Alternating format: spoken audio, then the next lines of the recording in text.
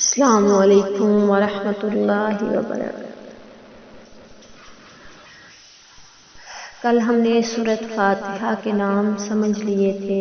سورۃ فاتحہ کے نام 7 یا 8 جو علماء کرام سے ملے ہیں، یہ آپ کو بتائے تھے۔ تو جب سورۃ فاتحہ کے نام ذہن میں رکھیں گے اور اس کے فوائد ذہن میں رکھیں گے، اس کی فضیلت کو، اور اس کے بعد ہم سورۃ فاتحہ کو نماز میں پڑھیں گے، تو نماز پڑھتے وقت ہم اس کو سمجھیں گے تو پھر وہ لذت آئے گی، وہ سکون آئے گا، پتہ چلے گا کہ ہم اللہ سبحانہ وتعالی سے کیا بات کر رہے ہیں۔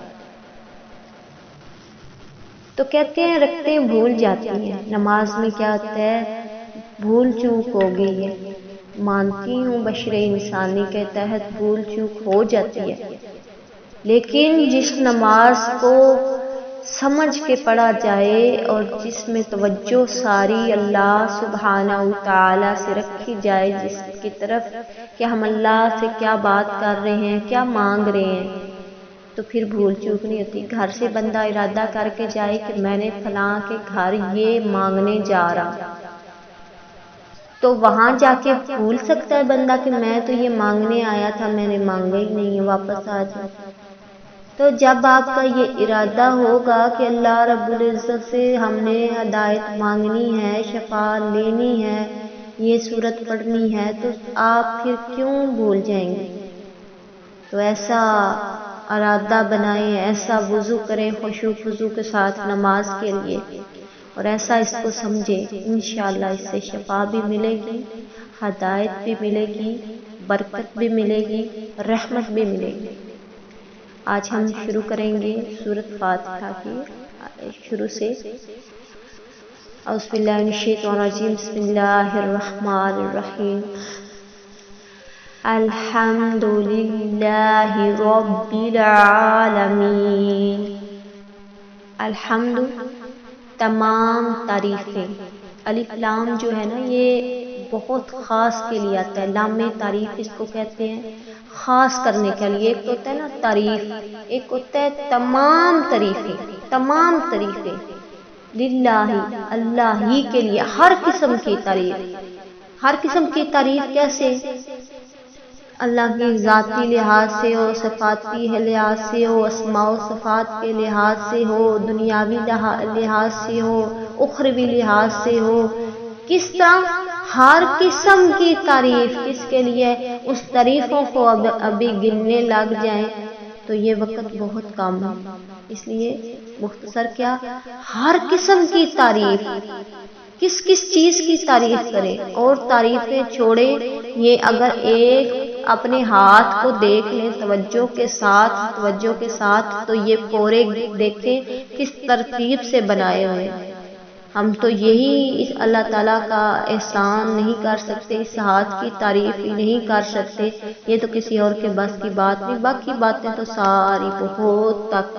تو اس لیے ہر قسم کی تعریف للہ اللہ ہی کے لیے ہے، اللہ بھی نہیں کہنا، اللہ ہی کے لیے ہے، یعنی اس کے سوا کسی اور کے لیے وہ تعریف نہیں جو اسپیشل اللہ کے لیے۔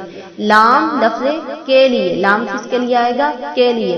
اللہ لفظ اللہ، الحمدللہ تمام تعریفیں اللہ ہی کے لیے ہیں، اللہ ہی کے لیے۔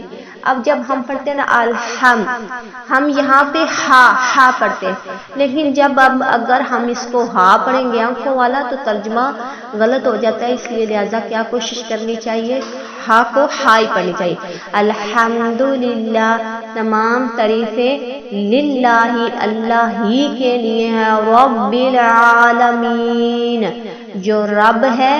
رب کے کتنے معنی ہیں؟ رب کے بھی 2-3 معنی ہیں، ایک ہوتا ہے رب پرورش کرنے والا، پالنے والا، رب بنانے والا، اور ایک رب ہوتا ہے جو کہ جس نے روز جزا سزا کا بھی وہ رب ہے، وہ کیا ہے؟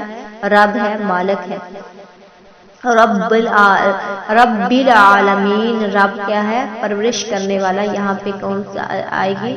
یعنی تمام تعریفیں اللہ ہی کے لیے ہیں جو رب ہے، عالمین تمام جہانوں کا۔ جہان کے اندر صرف انسان نہیں آئیں گے، جہان کے اندر صرف جن نہیں آئیں گے، جن اور انسان بھی نہیں آئیں گے، جہان کے اندر جتنی بھی مخلوق ہیں، چرند ہیں، پرند ہیں، درندے ہیں، حیوان ہیں، انسان ہیں، جن ہیں، جتنی بھی چیزیں ہیں سب کیا ہے؟ عالم۔ جتنی بھی عالم میں چیزیں ہیں وہ کن کا رب ہے؟ سب کا رب ہے۔ الحمدللہ تمام تعریفیں اللہ ہی کے لیے ہیں، اور للہ اللہ ہی کے لیے ہیں۔ ایک اور بات، اللہ تعالیٰ کی حمد بھی کرنی ہے اور اللہ کا شکر بھی کرنا ہے۔ اللہ تعالیٰ کا حمد کیسے؟ کہ اللہ تعالیٰ کی آسمان کی طرف دیکھیں، اس کی بنائی ہوئی چیزوں کی طرف دیکھیں تو کیا کریں؟ اللہ تعالیٰ کی حمد کریں۔ اور شکر کیا ہے؟ کہ اللہ تعالیٰ نے جو ہمارے لیے ہمیں بنایا، جو روٹی کپڑا دیا، اس پر کیا کرنا ہے؟ شکر کرنا ہے۔ حمد اور شکر میں یہ فرق ہے، اور اللہ تعالیٰ کی حمد بھی کرنی چاہیے اور اللہ تعالیٰ کا شکر بھی ادا کرنا چاہیے۔ الحمدللہ تمام تعریفیں اللہ ہی کے لیے ہیں، رب العالمین جو رب ہے تمام جہان والوں کا، الرحمن جو بہت مہربان ہے، الرحیم نہایت رحم کرنے والا ہے۔ پیچھے ترجمہ کر دیا تھا، آج اس کا بتاتی ہوں کہ رحمان اور رحیم میں کیا فرق ہے۔ رحمان بھی اللہ کی صفت ہے، رحیم بھی اللہ کی صفت ہے۔ رحمان فی الدنیا، رحیم فی الآخرہ۔ رحمان اللہ کی صفت دنیا میں ہے، رحیم اللہ کی صفت آخرت میں ہے۔ لیکن کیسے؟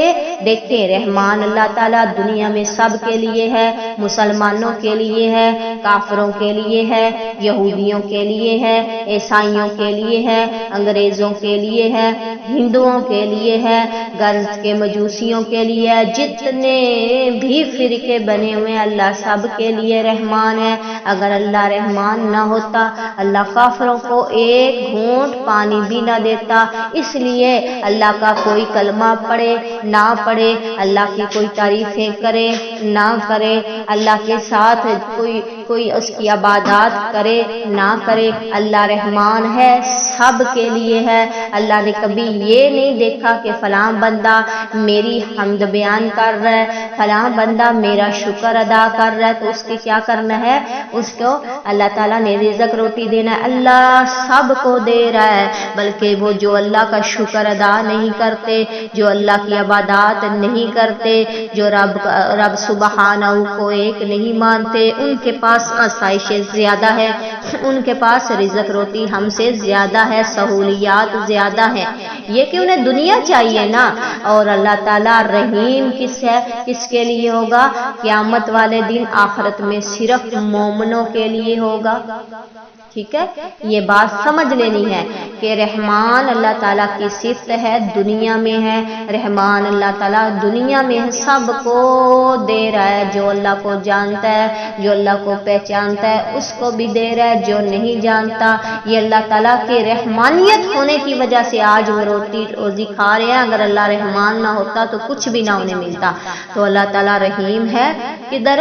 آخرت میں اللہ تعالیٰ رحیم ہوگا، وہاں پہ صرف اللہ تعالیٰ جو کریں گے مہمان نوازیاں، یہ مومن کی ہوں گی، جو اللہ کو پہچاننے والا ہوگا، جو اللہ کے عذاب سے ڈرنے والا ہوگا، جو جنت کی امیدیں رکھنے پر عمل کرتا ہوگا، جو سنت نبوی پہ چلنے والا ہوگا، اس کے لیے اللہ تعالیٰ کیا ہوں گے؟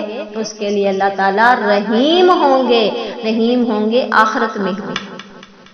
مجھے امید ہے آج آپ کو رحمان اور رحیم کی بھی سمجھ آ گئی ہوگی۔ خلاصہ مختصر، اعوذ باللہ بسم اللہ بتایا، اس کے بعد سورۃ فاتحہ کے نام بتائے، اور پھر الحمدللہ اور آج رحمان اور رحیم کا فرق بتایا۔ پڑھیے گا، سمجھیے گا، جو نہ سمجھ آئی پوچھ لیجئے گا، آپ پوچھیں گی بار بار، میری نیکیوں میں اضافہ ہوگا۔ السلام علیکم ورحمۃ اللہ۔